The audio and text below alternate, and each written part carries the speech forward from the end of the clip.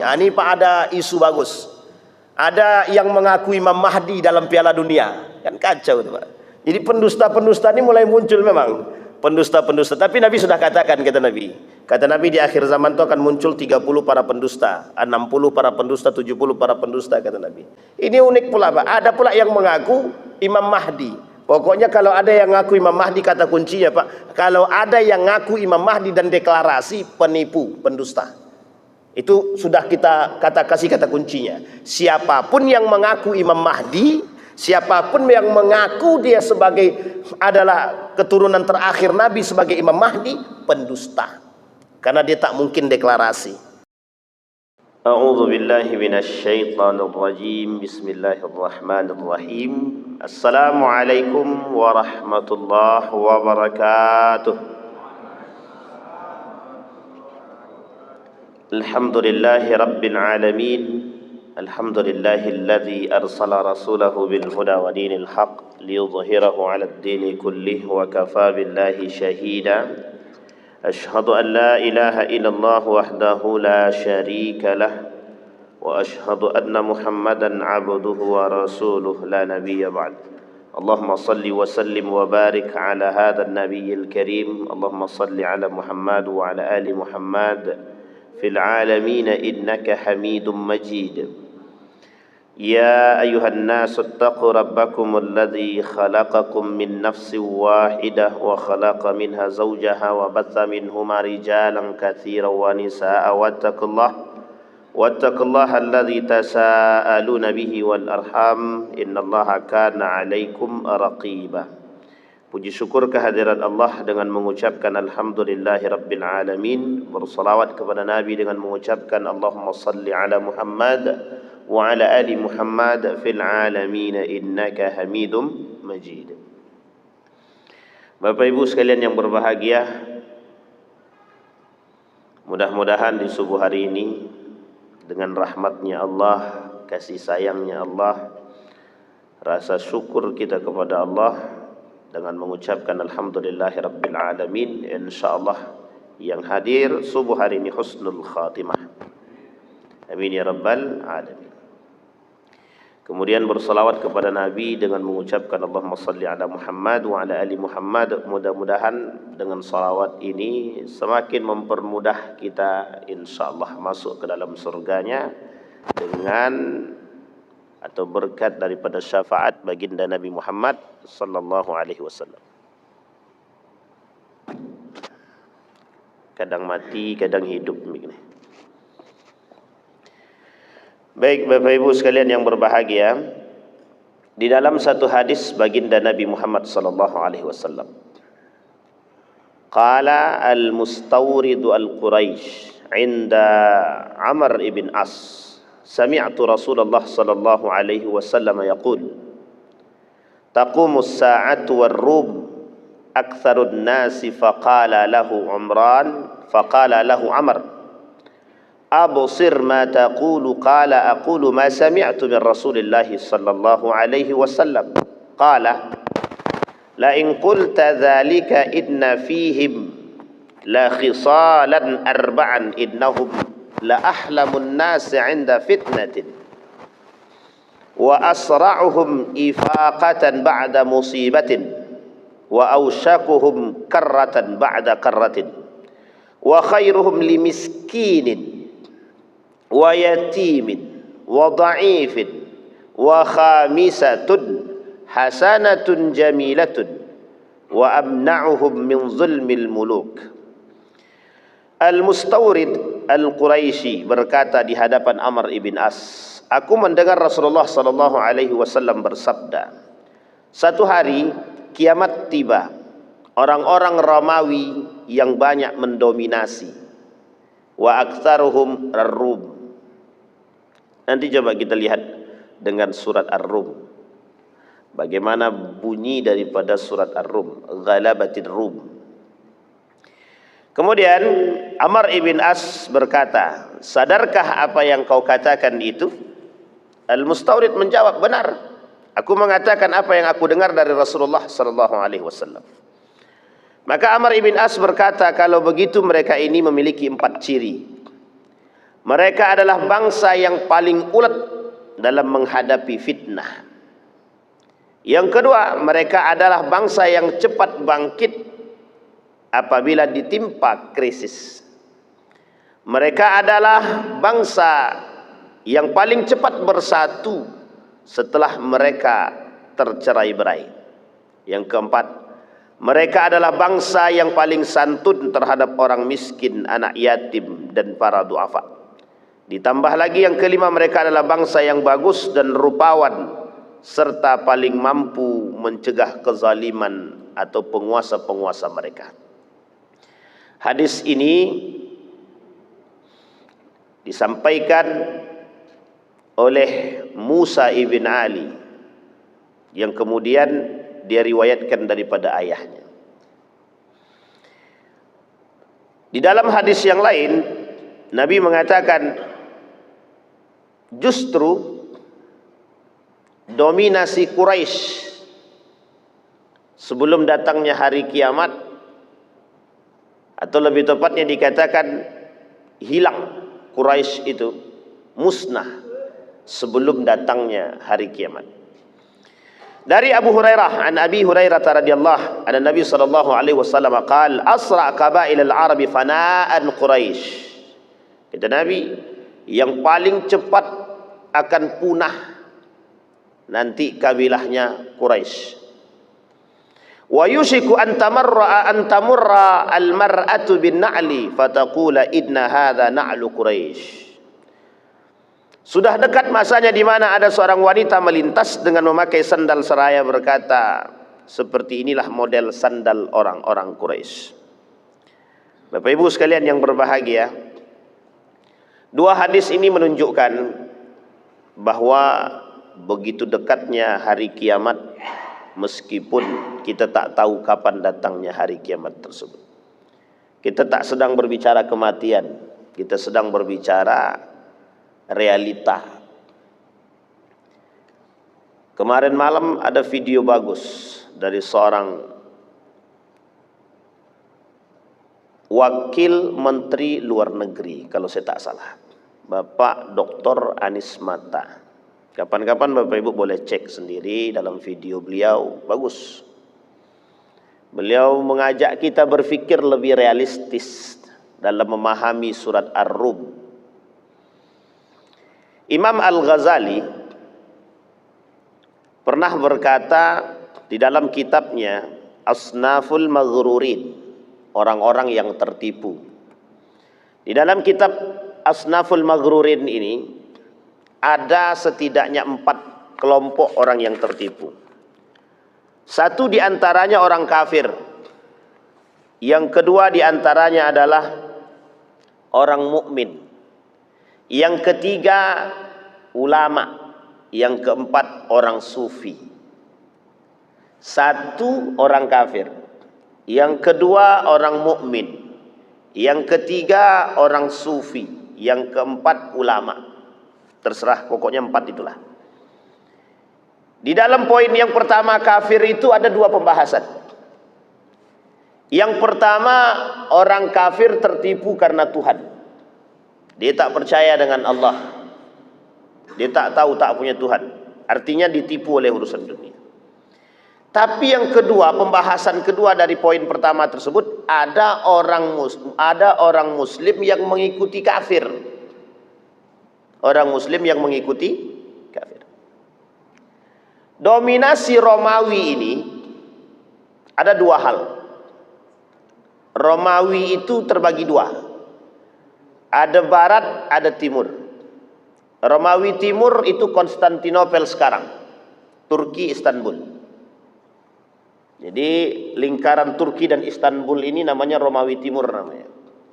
Kalau Romawi barat itu Italia ke atas, Italia, Spanyol. Tak disebutkan dalam Al-Quran ataupun hadis itu ada di situ disebut dengan Spanyol, tidak ada. Amerika apatah lagi, Belanda nggak ada, Italia nggak ada. Tapi yang disebut di situ Rum. Maka ayatnya berbunyi ghulibatur Rum.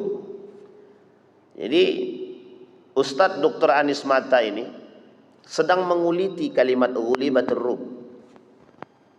Dia mencoba menjabarkan maksud daripada ayat tentang Rum. Rum itu artinya apa, Pak Ustaz?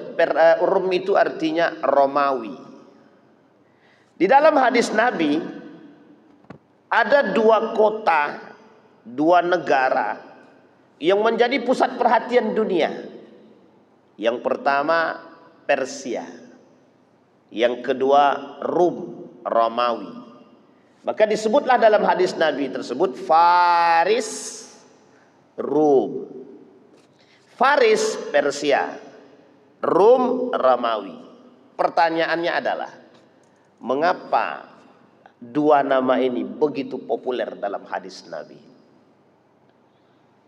Ada pernyataan baginda Nabi Muhammad SAW tentang dua hal tersebut. Ada. Kata Nabi, kelak Persia, Rum akan ditaklukkan oleh umat Islam. Dalam catatan sejarah tidak bisa diingkari bahwa Persia 3 kali perperangan ditaklukkan oleh Islam. Khalid bin Walid, Sa'ad bin Abi Waqqas, kemudian Nu'man ibn Maqarrin Al-Muzayyad. Tiga-tiganya punya perang masing-masing. Khalid bin Walid Zatus Salasil, pembuka dalam perang penaklukan Persia pertama setelah membumi hanguskan orang-orang murtad dan yang tak mau bayar zakat pada masa kepemimpinan Abu Bakr Siddiq. Yang kedua Qadisiyah, Sa'ad bin Abi Waqqas. Terjadi pergeseran antara pergeseran khilafah antara dari Abu Bakr Siddiq menuju Umar bin Al-Khattab pada saat itu. Yang ketiga, perangnya Qadisiyah yang kedua tadi itu Sa'ad bin Abi Waqqas, pemimpin utama perang, panglima perang pertama. Yang ketiga ada namanya An-Nu'man ibn Maqarrin dalam perangnya Nahawan, bukan Nahrawan tapi Nahawan. Nahawan adalah perang terakhir, Fathul Futuh, perang di antara perang terakhir atau kemenangan atas kemenangan-kemenangan lain. Yang ini adalah perang terakhirnya Persia.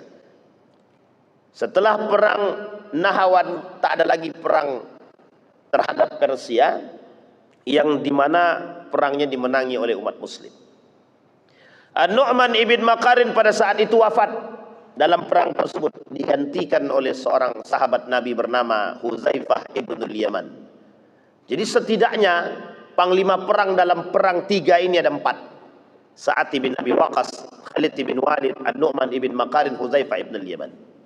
Persia ditaklukkan ke semua ini kalau dalam hitungan hari tak lebih dari 1 bulan.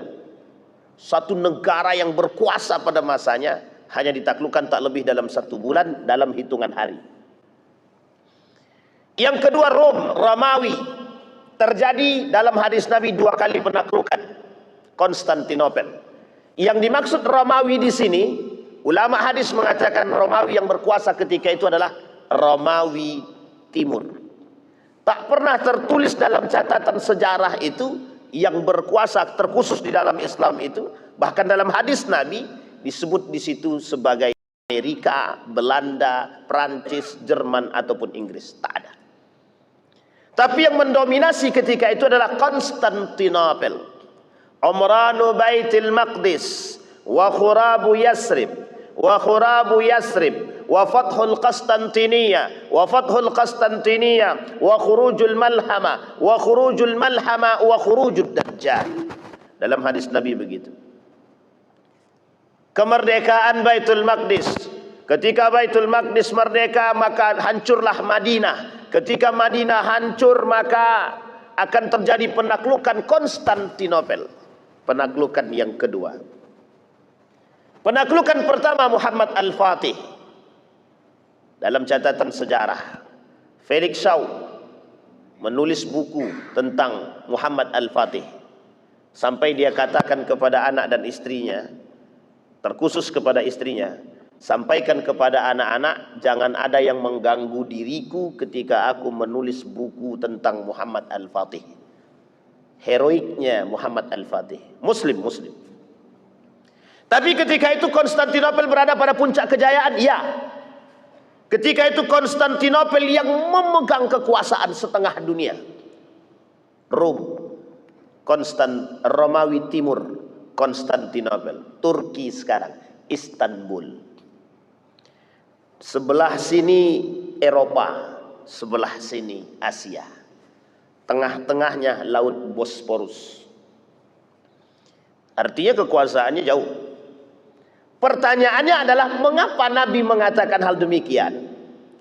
Kelak Islam itu akan sampai penjuru dunia ketika sudah melintasi dua hal tersebut. Ketika Islam berhasil menaklukkan Persia, begitu juga Konstantinopel, maka jalan menuju penyebaran Islam sangat-sangat luas. Karena dua negara tersebut memiliki peradaban dan negara yang berkuasa pada masanya. Kekuatan heroik adikuasa. Kalau hari ini sebenarnya tak bisa digambarkan kekuatan mereka. Tak bisa disamakan dengan Amerika, tak bisa disamakan dengan Inggris. Meskipun dalam catatan sejarah dikatakan Inggris pernah berkuasa Perang Dunia Pertama, Amerika berkuasa dalam Perang Dunia Kedua. Dominasi mereka hari ini disebut oleh para ulama sebagai Romawi Barat. Romawi Barat, bukan Romawi Timur. Kapan terjadi penaklukan Konstantinopel yang kedua? Akankah kembali terjadi penaklukan Romawi Timur atau penaklukan Konstantinopel selanjutnya? Dalam catatan sejarah ada. Konstantinopel ditaklukkan dalam dua kali. Yang kedua itu tidak terjadi pertumpahan darah karena berperang bukan dengan senjata. Ulama banyak sekali mencoba berpikir tentang hal demikian, tentang hadis-hadis seperti ini.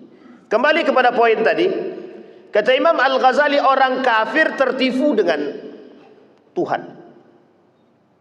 Bahkan orang kafir ini meniadakan Tuhan karena mereka lebih kepada dunia. Bagi orang kafir, ad-dunya mata'ul yaqin. Tapi bagi mereka, nikmatul akhirah ghair yakin. Bagi orang kafir, kenikmatan dunia itu jelas, nyata.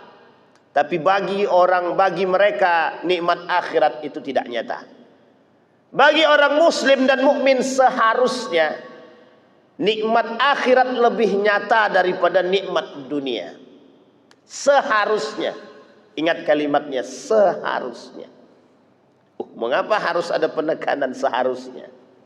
Karena rata-rata manusia hari ini lebih mengatakan nikmat dunia lebih nyata daripada nikmat akhirat. Apa buktinya? Ketakutan mereka terhadap akhirat tak lagi tampak, tapi ketakutan mereka terhadap kemiskinan, hilangnya harta, itu sangat nyata sekali. Wala nabluwannakum bi syai'in minal khauf wal ju' wa naqsin minal amwali wal anfusi wath thamarat wa basyyiris sabirin. Umat mukmin di akhir zaman cuma diperintahkan satu saja. Isbiru aw la tasbiru. Bersabarlah atau tidak sama sekali. Orang mukmin cuma diperintahkan untuk itu. Saking dahsyatnya akhir zaman itu, bahwa dunia tak lagi sama seperti apa yang ada dalam kacamata kita. Kembali kepada kitab tadi. Pada pembahasan kedua dalam Ghururul Kafir, kata para ulama, kata Imam Al-Ghazali, justru orang mukmin bersama, bergandeng tangan, orang muslim bergandeng tangan bersama dengan orang kafir. Perkataan ini mulai terbukti sedikit demi sedikit. Kita lihat dari sisi kehidupan. Orang muslim hari ini lebih nyaman mengikuti perubahan dari nilai Islam beragama menuju nilai-nilai yang sekuler tanpa agama. Dari sisi pikiran, begitulah sistem dunia ini. Setiap tempat dan ranah sudah menjadi kekuasaan mereka. Umat muslim juga mengikuti. Kata umat muslim, agama tak nampak, lebih baik kami mengamankan diri. Apa maksudnya? Maksudnya sederhana saja. Hari ini umat muslim ini tak punya pendirian, tak punya sikap, tak punya prinsip. Terombang-ambing. Ketika diri dia tak aman, dia cari tempat yang aman.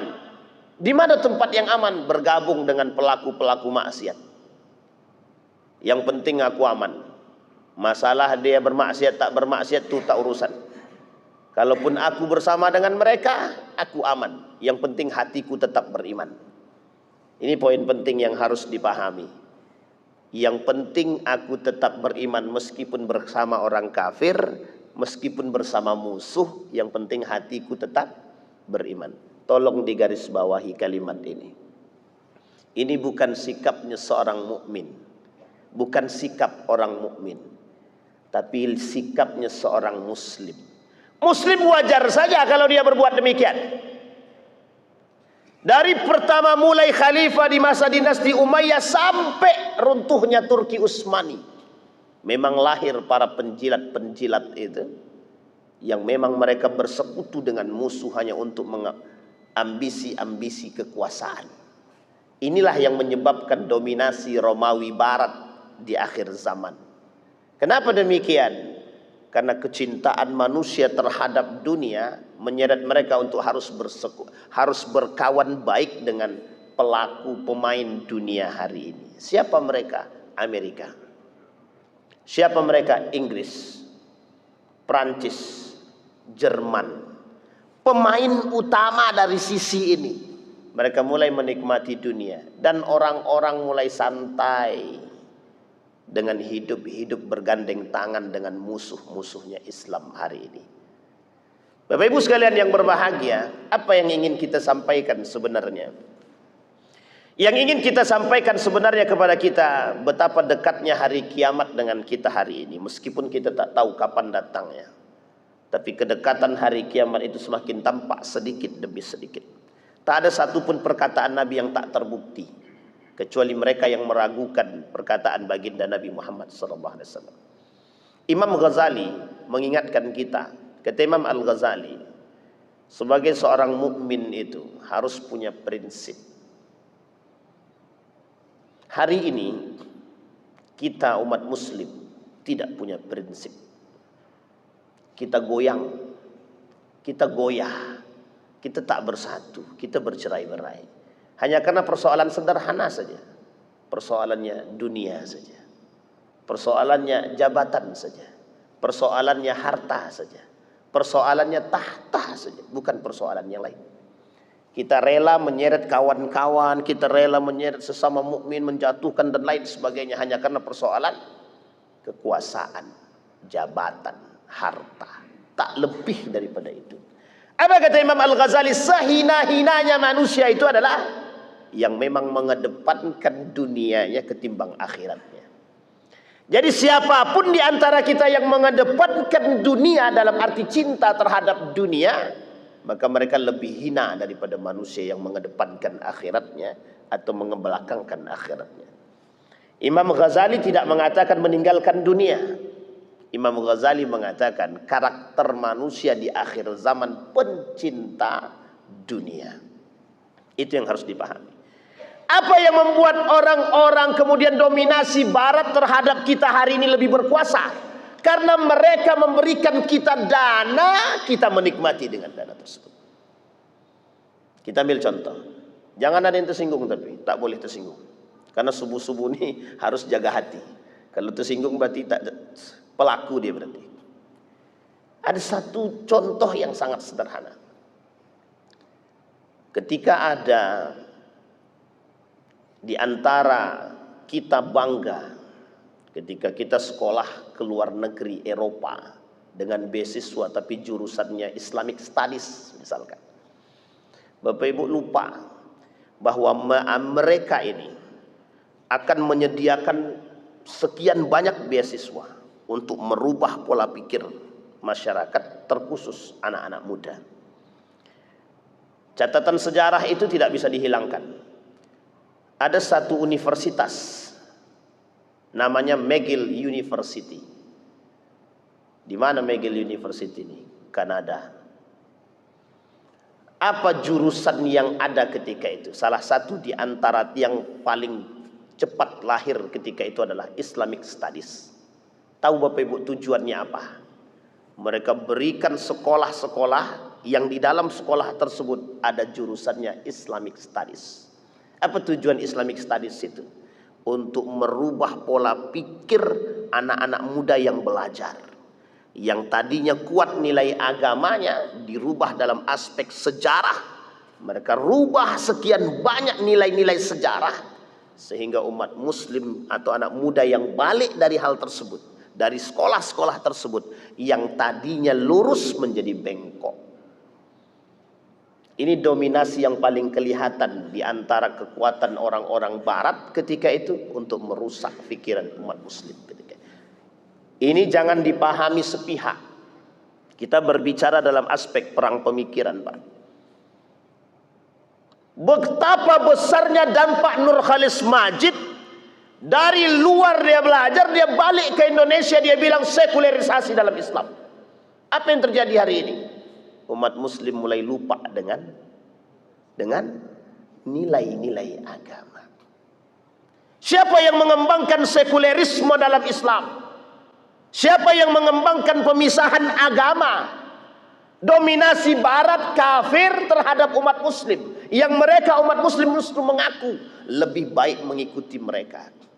Pada akhir kalimatnya sederhana, Pak, saya tak mau panjang, tapi ada satu poin penting yang mereka ingin ambil. Ateisme secara tanpa sadar. Jadi kita nih umat muslim, kita nih sedang dibuat jadi ateis. Bapak ibu sholat tapi tak percaya dengan Tuhan. Apa buktinya? Betapa banyak orang-orang yang sholat dan berapa banyak orang-orang yang mohon maaf, sholatnya bagus, ibadahnya, tapi mereka tidak percaya kepada Allah. Apa yang menyebabkan kita tidak percaya kepada Allah? Kecintaan kita terhadap dunia dengan nalar logika dan akal yang ditanamkan oleh orang-orang barat itu lebih tinggi ketimbang makna wahyu itu sendiri. Tak bisa dipungkiri, itu kenyataannya. Sehingga nilai-nilai agama berkurang sedikit demi sedikit. Lahirlah pernyataan yang sangat sederhana. Tidak apa-apa, kami tak berkerudung, yang penting kami sholat. Tidak apa-apa, kami korupsi, yang penting kami sholat. Tidak apa-apa, kami maling, yang penting kami sholat. Maling iya, sholat jalan. Puasa oke, maksiat jalan. Bapak Ibu boleh cek ya, di bulan suci Ramadan kemarin, berapa banyak pelaku-pelaku zina itu yang bertebaran itu. Puasa mereka, puasa. Tapi zina mereka, iya. Meskipun tidak berhubungan badan zinahnya. Tapi secara zahir nampak. Dengan PD-nya umat muslim itu mereka berpuasa. Lisannya puasa. Hawa nafsu dia tak puasa. Inilah yang disebut dengan dominasi barat terhadap Islam saat ini. Umat muslim kaku dengan agama dia sendiri. Sampai di sini bisa dipahami Bapak Ibu. Jadi kata Nabi, ketika dominasi barat itu berkuasa atau dominasi Romawi barat itu berkuasa, mereka menjadi negara yang paling berkuasa. Maka bagaimana umat muslim ketika itu? Umat muslim berada pada kondisi yang sangat banyak tapi lemahnya bukan main. Dan terbukti Pak, hari ini umat muslim tak bisa ngapa-ngapain. Cuma bisa ngikut saja. Bapak Ibu mau bukti? Kita buktikan. Satu bukti saja. Coba cari universitas mana di Indonesia ini yang tujuannya untuk membangkitkan ketakwaan dan keimanannya. Tidak usah universitas negeri ya, universitas Islam. Coba cari. Mana yang tujuan universitas Islam itu membangkitkan ketakwaan dan keimanan. Kalau ada, perlu kita pelajari Pak. Ada satu universitas yang hari ini sedang digodok oleh kelompok Ustadz Dr. Adian Husaini dan kawan-kawan. yang ingin mengembalikan nilai-nilai peradaban dan nilai-nilai agama dalam universitas tersebut. Di tengah gejolak semua universitas, mereka sedang ingin menaikkan diri mereka, pamor mereka dengan kondisi-kondisi akademik yang cerdas tapi runtuh secara akhlak dan iman. Betul apa salah kira-kira? Apa hasil daripada mahasiswa keluar daripada selesai mereka sekolah? Yang penting kami dapat kerja. Pertanyaannya, ada ndak mahasiswa yang stres kalau setelah kuliah tak dapat kerja? Ada nggak? Sekarang tuh orang bingung Pak cari kerjaan. Ngapain kami sekolah? Cari kerjaan dia susah. Tuh tengok S1 nganggur banyak gitu. Ini pola pikir yang salah juga sebenarnya. Tapi ada tapinya. Ada sebabnya. Ada. Betapa banyak hari ini orientasi universitas itu, mohon maaf, lebih kepada arahnya sekuler. Sekuler. Adakah mahasiswa hari ini, saya tidak tahu nih, di depan ini kan ada kampus Universitas Islam Riau. Kita boleh cek itu. Berapa banyak yang sholat zuhur itu ketika azan kumandang itu. Itu kan paling nampak tuh di situ. Kalau mau sebenarnya mudah saja, Pak. Rektor bilang, kata rektor, pokoknya setiap mahasiswa muslim wajib sholat di masjid. Kira-kira penuh nggak masjid itu? Itu sederhana aja, Pak. Kalau mau rektornya ngambil kebijakan itu selesai itu. Umri misalkan, Muhammadiyah, Universitas Islam Negeri misalkan. Tinggal buat aja peraturan. Selesai, Pak. Ramai masjid, Pak. Tapi pertanyaannya mengapa tidak dibuat? Pengen menumbuhkan kesadaran. Justru pelecehan seksual datangnya dari kampus-kampus, Pak. Terjadi di dalam kampus. Ya kita tidak bisa menyalahkan itu seutuhnya, Ustaz. Betul. Kita tak salahkan. Tapi nilai sekuler yang ditanam dalam universitas dan kampus-kampus tersebut, sekolah-sekolah tersebut, lembaga-lembaga tersebut sudah sangat mendominasi. Bahasa sederhana guru saya adalah, kalau masjid ini sudah mulai sunyi, berarti sekuler sudah mulai tinggi. Tapi kalau masjid ini sudah ramai, maka sekuler mulai kewalahan menghadapi. Tapi ternyata yang disampaikan itu terbukti. Betapa kita umat muslim hari ini tertipu. Kita muslim tertipu dengan urusan dunia. Tak salah kan ketika Imam Al-Ghazali mengatakan demikian? Tak salah. Padahal solusinya jelas, nyata.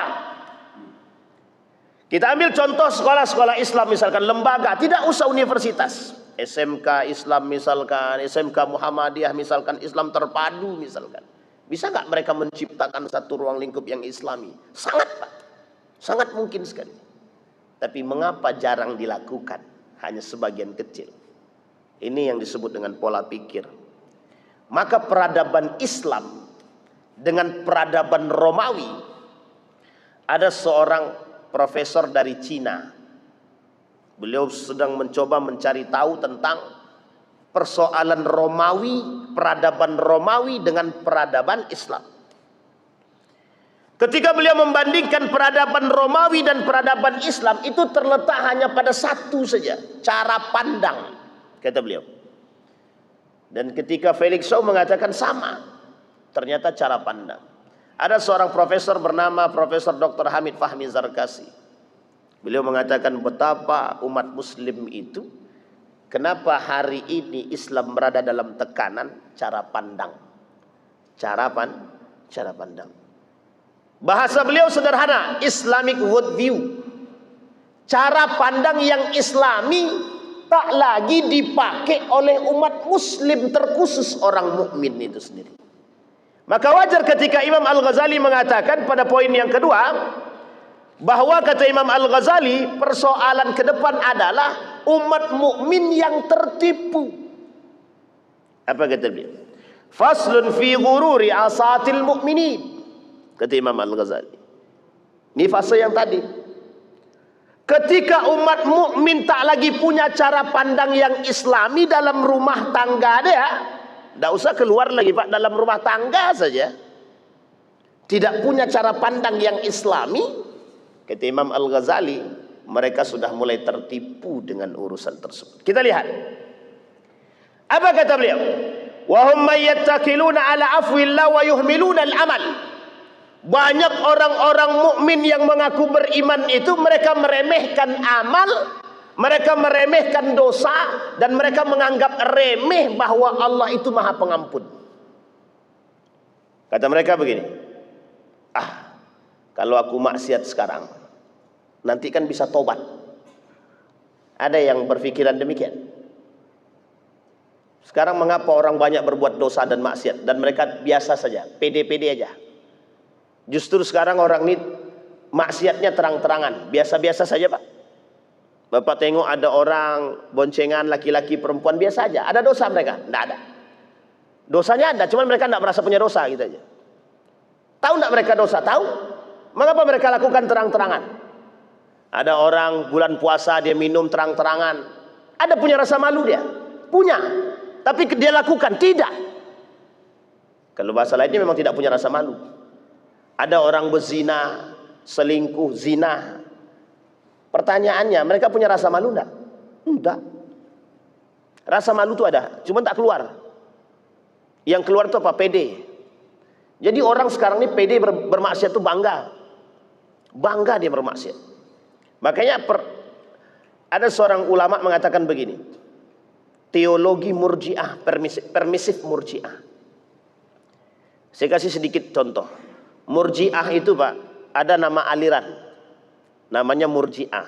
Nah, murji'ah ini adalah kelompok sesat yang disesatkan oleh ulama. Apa sesatnya? Meremehkan dosa. Makanya hari ini banyak orang-orang berdosa, maka dikatakan ini namanya murji'ah modern. Murji'ah modern itu membuat kita nifak, Pak, nifak, dan membuat kita secara perlahan ateis. Ateis. Bangga orang-orang bermaksiat hari ini terang-terangan, minum khamar terang-terangan, judi terang-terangan, bahkan hari ini prostitusinya online, judinya pun online. Dan PD main dalam masjid. Mainnya dalam masjid.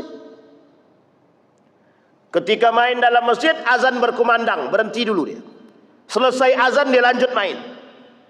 Pas qomat berhenti dia, sholat dulu. Selesai sholat, assalamualaikum, assalamualaikum, langsung ambil HP, main judi balik. Coba bayangkan, tak punya rasa takut kepada Allah sama sekali. Judi online, ribawi merajalela, pede saja Pak orang, biasa aja. Bahkan umat muslim hari ini, mereka dengan mereka saja tak pernah ingin ada namanya nasihat menasehati. Ya sebagian, meskipun ini sebagian besar.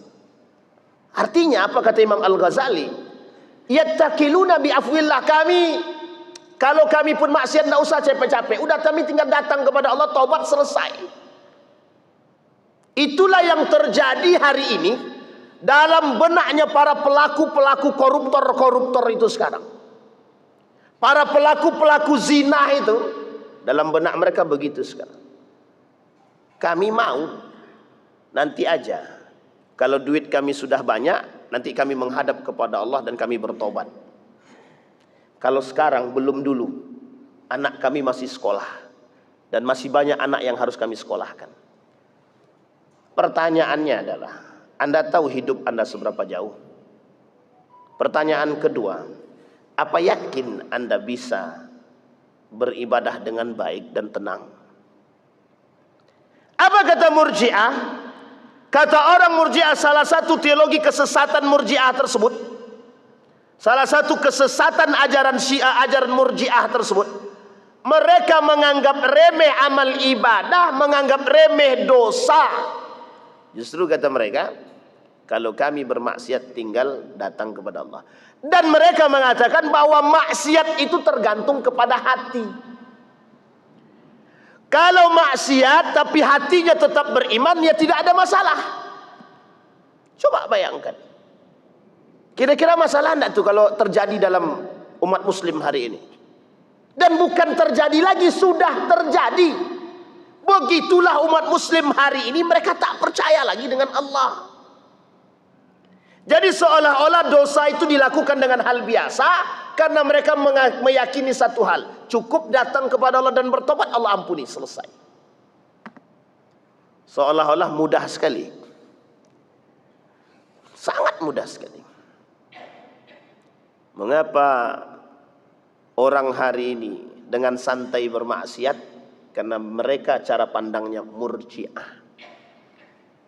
Sekarang kita lihat, adakah kesesatan murji'ah itu? Ada.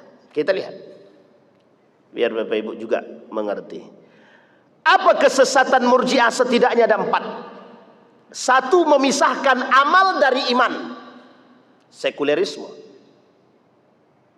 Memisahkan agama dari kehidupan. Apa kata orang sekuler? Agama, agama. Maksiat, maksiat.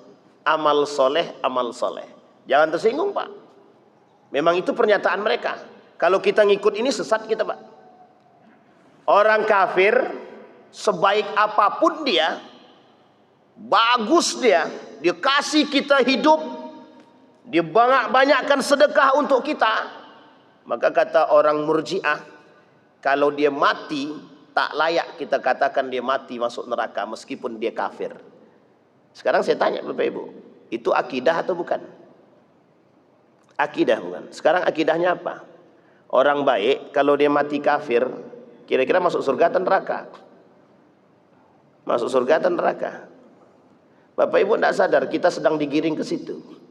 Itulah sekarang penggiringan opininya, Pak, yang paling berat bagi kita hari ini. Menggiring nilai-nilai itu menuju pemahaman seperti murji'ah ini. Jangan begitu. Dia orang baik. Kita harusnya berdoa dan mendoakan dia, kebaikan dia. Dah kafir, mati kafir, dia kita doakan juga, dia kira-kira masuk surga dia tuh. Nggak saya tanya, Pak, masuk surga enggak kira-kira tuh? Itu gaya akidah, itu akidah, Pak. Sebaik-baiknya kafir mati masuk neraka. Itu akidah umat muslim. Itu akidahnya umat mukmin, orang mukmin. Enggak bisa diganggu gugat. Seburuk-buruknya muslim kalau tidak mati dalam keadaan kafir, tidak mati dia dalam keadaan kafir. Cuma siapa yang tahu mati kafir apa tidaknya kan? Maka dia bisa masih ada berpotensi masuk surga. Pertanyaannya, apakah kita tahu kita ini mati dalam keadaan kafirkah? Atau mati dalam keadaan musyrikkah? Atau mati dalam keadaan nifakkah? Kalau tiga-tiga ini terjadi pada diri kita, na'udzubillah, tsumma na'udzubillah, terjadi, kita kekal di dalam neraka. Apa bedanya dengan orang kafir? Jami'al munafiqina wal kafirina fi jahannam jami'an. Pertanyaannya sederhana, Pak. Apa bedanya kita dengan kafir? Kalau kita mati dalam keadaan kafir, mati dalam keadaan nifak, mati dalam keadaan musyrik, tidak ada bedanya sama sekali. Sama-sama kekalnya di dalam neraka. Perbedaannya satu saja. Sebelum mati, orang mukmin atau muslim bertaubat, baru dia berbeda dengan orang kafir tadi. Kalau tidak sama, itulah yang digiring ke kita hari ini. Inilah yang diinginkan dari umat muslim hari ini. Menjauh sedikit demi sedikit, memisahkan antara iman dengan amal. Lo punya amal, meskipun tidak rajin sholat, meskipun tidak rajin puasa, meskipun tidak berzakat, tapi kau punya amal soleh, insya Allah masuk surga. Kan enak begitu. Kalau sempat begitu tak perlu kita sholat, Pak. Banyak aja lakukan perbuatan yang baik.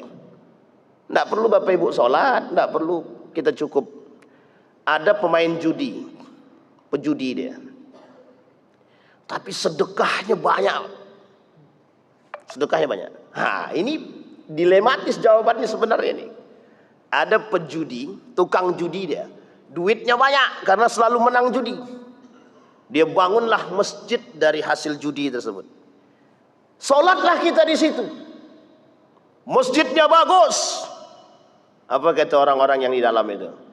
Berkahlah buat orang-orang yang membangun masjid ini. Masjidnya dibangun pakai duit judi.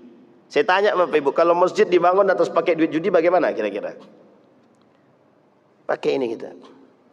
Begitulah kita ini tertipu sekarang. Sama istilahnya duit korupsi untuk bangun masjid. Apa hukumnya duit korupsi untuk bangun masjid? Beberapa waktu yang lalu ada yang nanya gini, Ustaz, di depan masjid kami ini ada apa namanya itu ya, kayak kafe tapi jualan minuman khamar, jualannya minuman keras ya.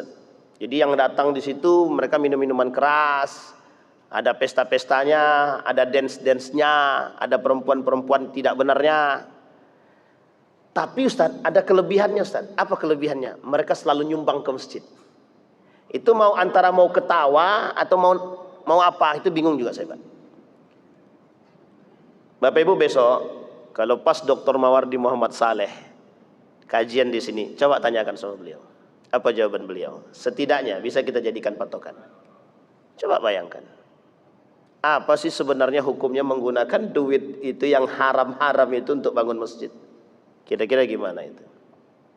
Jadi jangan dulu kita berbangga, Pak. Persoalan kita bukan sederhana, Pak. Berat. Karena kita berhadapan bersinggungan langsung dengan keadaan yang seperti ini. Inilah yang dimaksud oleh Imam Al-Ghazali, umat mukmin tertipu. Apa bedanya pernyataan? Orang mukmin yang bermaksiat. Salah satu maksiatnya orang mukmin itu adalah, yang paling berat adalah menyekutukan Allah, tidak percaya kepada Allah. Yahudi jelas, Nasrani jelas. Tapi ini Muslim. Justru hari ini kita dibuat tidak percaya kepada Allah. Kata Ustaz Budi Ashari, itulah penyakit yang paling berbahaya di akhir zaman. Apa namanya? Ateisme. Ateis itu apa? Ustaz, KTP kami Islam. Kami sholat kok, betul. Tapi ketika Anda tidak percaya kepada Allah, yang mengatur rezeki kita Allah, yang mengatur hidup kita ini Allah, kita tak pernah bayangkan, kita tak pernah hadirkan Allah dalam setiap gerak-gerik kehidupan kita. Itu termasuk yang tak percaya dengan Allah. Ini kalau kita kaji dari sisi kehidupan, Pak, berapa banyak kita menjauhkan Allah dalam kehidupan kita. Hampir dalam setiap sendi kehidupan kita nih, kita tak hadirkan Allah. Apa dampaknya? Bapak Ibu lihat, dari sekian banyak kerajaan Islam itu semuanya runtuh. Saya kasih satu contoh yang paling bagus sekali. Bapak Ibu pernah dengar nama Muhammad Salahuddin Al-Ayyubi? Pernah dengar nama Muhammad Salahuddin Al-Ayyubi? Kalau tak pernah dengar berarti mencurigakan kita. Ini yang saya sampaikan ini masyhur semua nih, Pak. Ini yang masyhur saja. Bapak Ibu tahu, Muhammad Salahuddin Al-Ayyubi ini menaklukkan apa dia? Menaklukkan apa? Palestina. Salahuddin Al-Ayyubi, Palestina, Syam. Tahu Bapak Ibu, apa yang terjadi dengan Salahuddin Al-Ayyubi setelah 1 pekan kemudian? Dibunuh oleh kawan sendiri. Dibunuh oleh kawan sendiri. Ingat kalimat itu, kawan sendiri. Sama-sama menaklukkan Palestina, Syam, tapi mohon maaf, keluar dari tenda pagi-pagi, dia buka tenda itu tersebut, dia hirup udara tersebut, datang kawannya tadi. Ternyata kawannya apa? Cinta akan kekuasaan, dibunuhlah Salahuddin Al-Ayyubi di tempat. Coba bayangkan, Salahuddin Al-Ayyubi. Bayangkan Pak, begitu Islam tuh Pak, mukmin deh. Dalam satu sejarah, ini harus kita ingat. Sebelum munculnya Imam Mahdi, sebelum turunnya Imam Mahdi, ini Pak ada isu bagus. Ada yang mengaku Imam Mahdi dalam Piala Dunia, kan kacau tuh Pak. Jadi pendusta-pendusta ini mulai muncul memang, pendusta-pendusta. Tapi Nabi sudah katakan, kata Nabi di akhir zaman itu akan muncul 30 para pendusta, 60 para pendusta, 70 para pendusta, kata Nabi. Sebenarnya bukan 70 Pak, itu cuma bahasa kiasan. Artinya akan lahir generasi para pendusta. Musailamah al-Kadzab dimulai pada masanya, Tulaihah dan lain sebagainya. Di setiap negara per 100 tahun itu akan muncul Pak.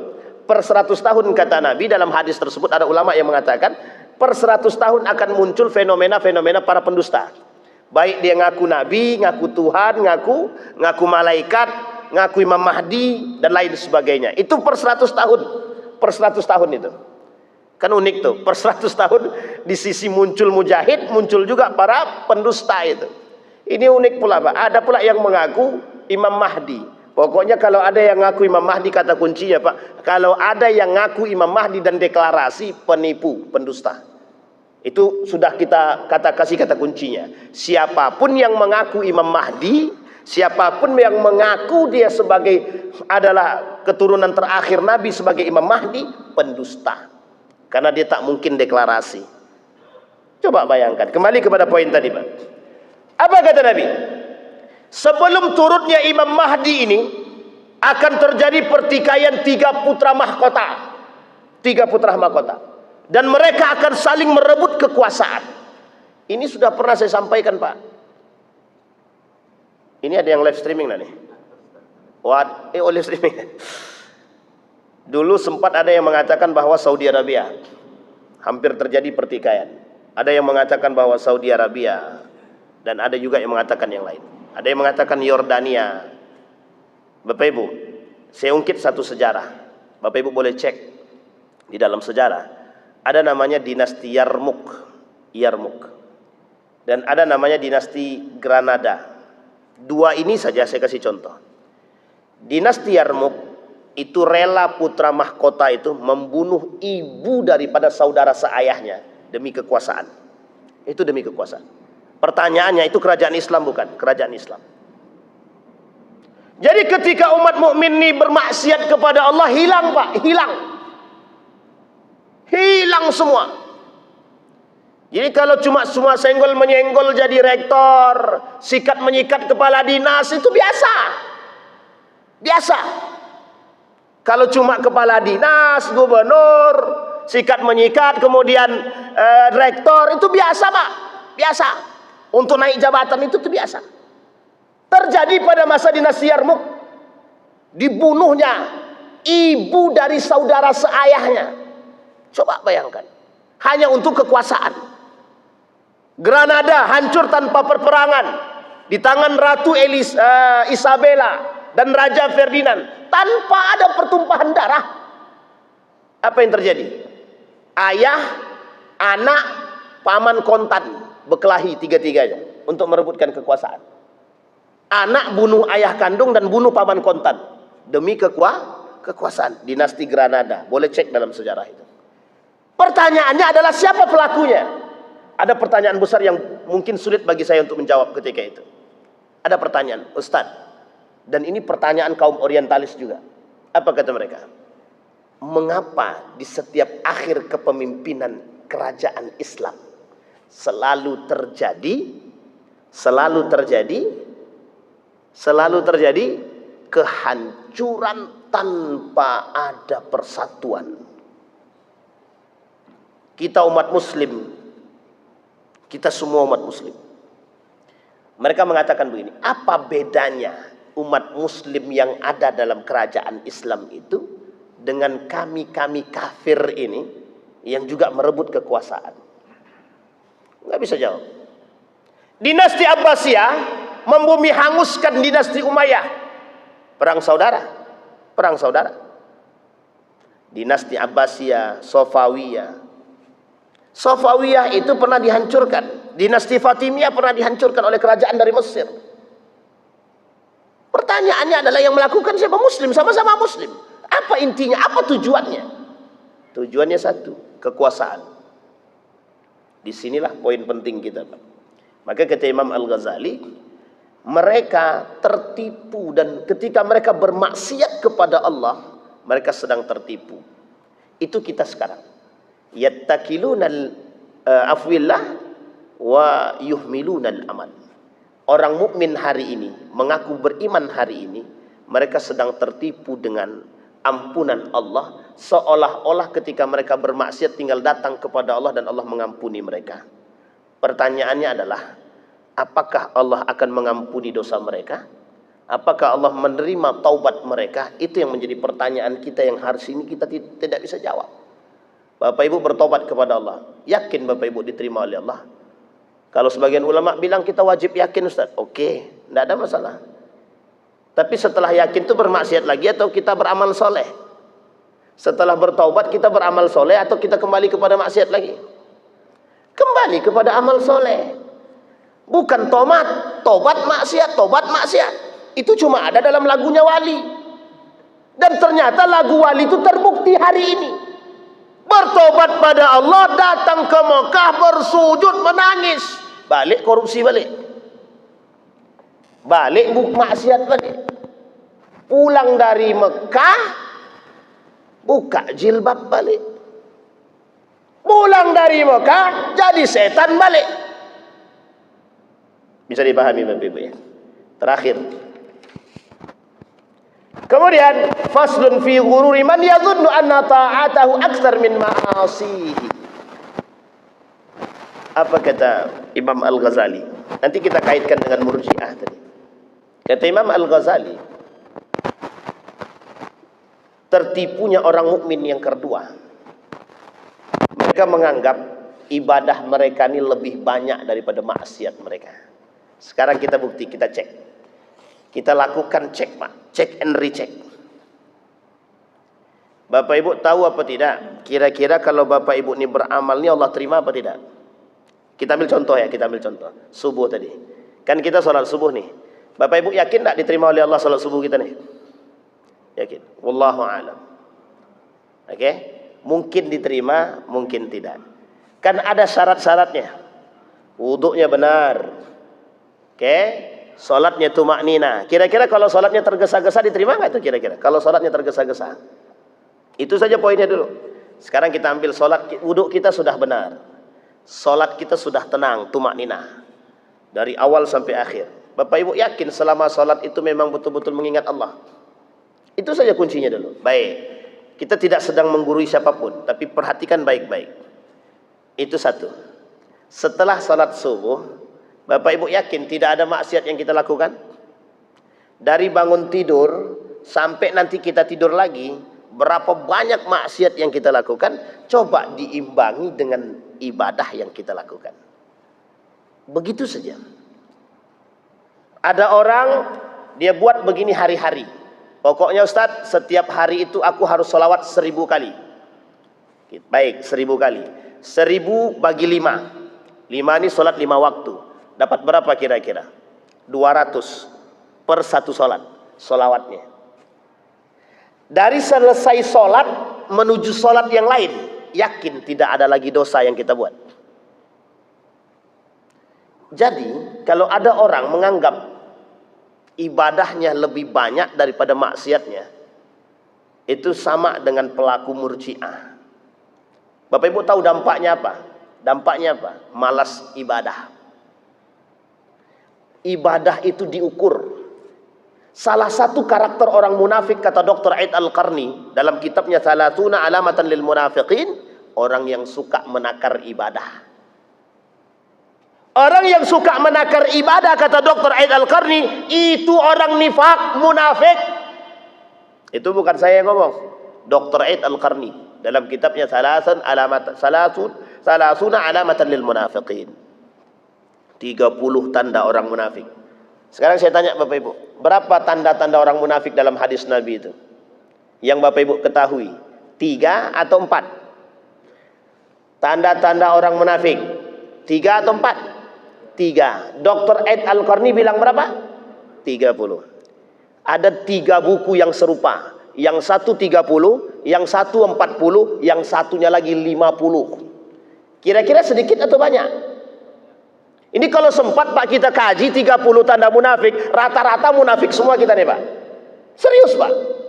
Makanya mau kita kaji nifak ini, dalam Al-Quran itu Pak tentang orang munafik ini, hampir setiap surat ada.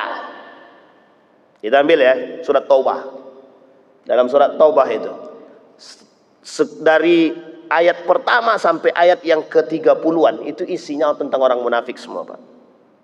Itu surat Taubah. Ada satu kitab judulnya khusus, bagus betul. An-Nifaq wal Munafiquna fi Dawi Suratit Taubah. Karakter penyakit nifak dan orang-orang munafik dalam surat Taubah. Itu ada khusus Pak pembahasannya bukunya. Bahkan ada buku khusus namanya An-Nifaq wal Munafiquna fil Quran was Sunnah. Itu tebalnya bukan main. Itu kalau dikaji Pak isinya mohon maaf. Nyinggung kita semua itu. Jadi jangan pernah merasa dan menakar ibadah. Seolah-olah taat kita lebih banyak daripada maksiat. Mohon maaf Pak, teologi murjiah begitu. Orang-orang murjiah itu begitu. Nah Bapak Ibu sekalian yang berbahagia, kita tutup. Sebelum kita tutup, ada satu nasihat untuk kita semua. Bapak Ibu, yang namanya Yahudi dan Nasrani ini tak akan pernah berhenti membuat kita jauh daripada Allah. Yang punya agama kita, yang punya Tuhan kita, yang bisa memastikan kita ini taat dan beriman kepada Allah itu kita.